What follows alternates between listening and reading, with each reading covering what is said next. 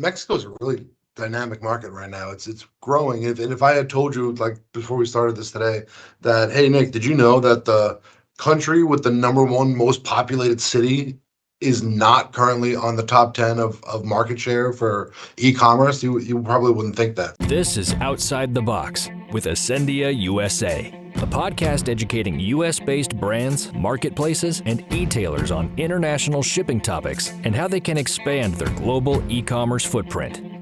Hey everybody, welcome back to Between Two Ferns. This is Nick Agnetti. Got our other host, Jason Rowland, with it. I'm just kidding. It's Outside the Box with Asendia USA podcast.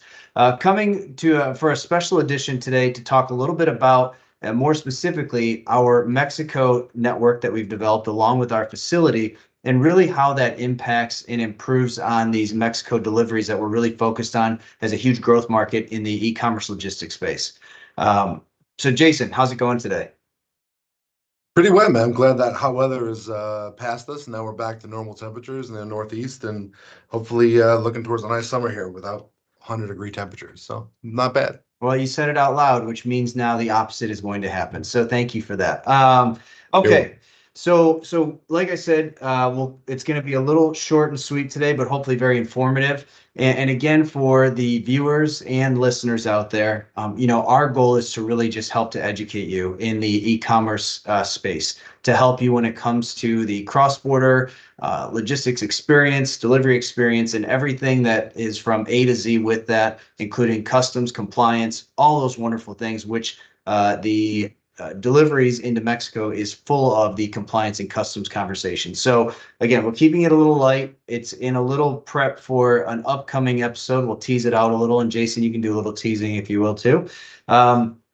Okay, so I love to start with some statistics. So I had to whip them together real quick here. But unlike, this is something I have shared before, but we 100% everybody knows Mexico is an up and comer, right? It's a huge growth market in the e-commerce space, but we also know there's still some challenges out there, or at least there's certainly perception of challenges when it comes to deliveries into Mexico. So just to put it in a little bit of perspective for some hard numbers, in just 2025. The Mexico e-commerce market is projected to reach just over 44 billion USD and with an annual growth rate of approximately 10%, which is really significantly higher than the United States, UK, and some of the much bigger European markets. Bigger meaning, they're already a little bit more mature than Mexico. And so also there's 80 million users in Mexico that are shopping online, which is incredible, which is significantly larger than some of the higher level marketplaces today, or e-commerce markets today. So Jason, with that, it's going to be a little bit more Q&A for those viewers and listeners out there today. So I'm going to kind of just start it off and just say, Jason, can you give us a little bit of an overview, because you've been a little bit more intimately involved in what's going on with what we're doing with Laredo and why Laredo is really such an important facility for what we're doing? Yeah, it's Mexico's a really dynamic market right now. It's growing. If I had told you like before we started this today that, hey Nick, did you know that the country with the number one most populated city is not currently on the top 10 of market share for e-commerce? You probably wouldn't think that. But Mexico City obviously has a huge amount of people, and it is really driving that need, and the increase in volume that we're seeing is really due to the amount of people that are there, and they're getting on with all these e-retailers out of the US and starting to really pick up speed and really start changing the market in terms of where the highest destinations are going to be over the next couple of years. Mexico is positioning itself to be one of the top destinations for international e-commerce going forward. So what we have done to prepare ourselves for that is we created a facility down in Laredo in Texas, and it's very close to the Mexico border. And we have positioned there a team through some vendors who we contracted with over a long time of getting to know them and figuring out what they were capable of and what their networks were like. And it took a long time to get that kind of foundation in place. we've created a product where we can direct inject right into Mexico. All the scanning and that kind of material of the material happens in our Laredo facility. Right. It gets direct injected right into Mexico for dispersal to anywhere destination Mexico. It could be, on the peninsula side. It could be on the Gulf side.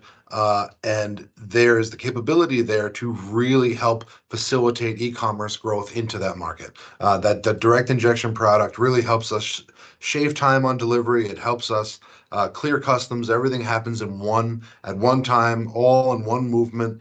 We don't have a lot of downtime. There's not a lot of staging time or delays on the customs side of the house, and it really helps us provide a product that's efficient and cost effective and with as few regulatory issues as possible. The tariffs are always going to be a thing.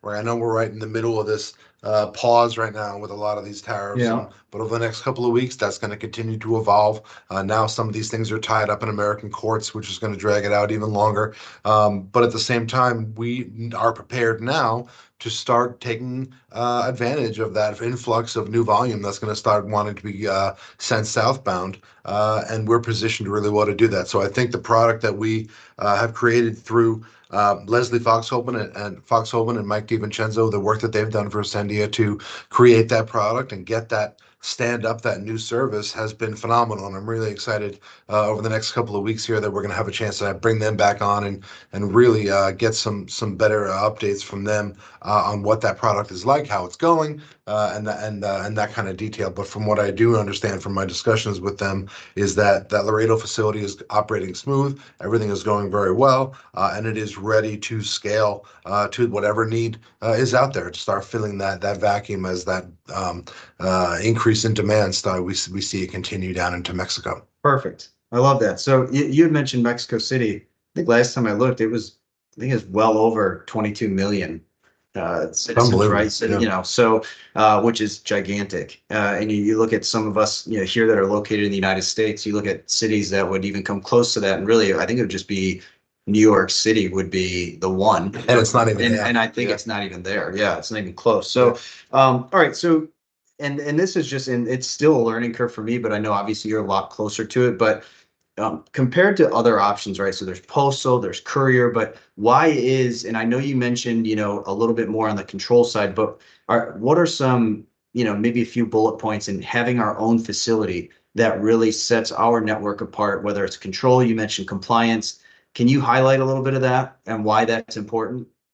Thank you for joining us on the Outside the Box with Asendia USA podcast. My co-host Nick Agnetti and I are going to return on July 9th and continue our discussions about Laredo and the Mexican market. Share, subscribe, and download our podcast. To learn more about today's topic or for a free consultation, email us at ecommerce.usa@asendia.com. Come back for more insightful discussions on e-commerce shipping to Canada, Mexico, and worldwide.